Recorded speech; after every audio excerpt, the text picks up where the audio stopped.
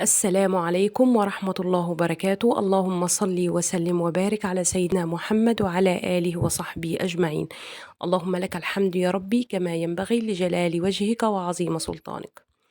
لله ما أعطى ولله ما أخذ وإنا لله وإنا إليه راجعون.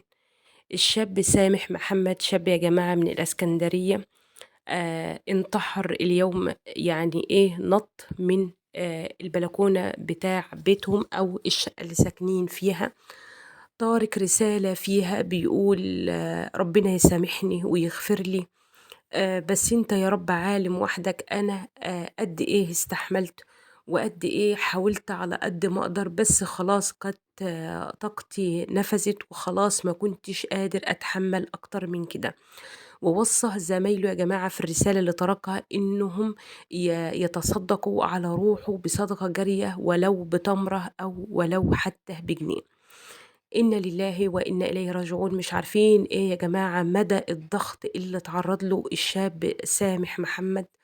ربنا يصبر أهله يا رب ويربط على قلوبهم ويلهمهم الصبر والسلوان يا رب. خالص التعازي لأسرة سامح محمد، شاب الإسكندرية، انتحر النهارده. ربنا يصبرهم يا جماعة في مصابهم الكبير، وربنا يرحمه برحمته الواسعة ويدخلوا فسيح جناته. ادعوا له يا جماعة كلكم بالرحمة.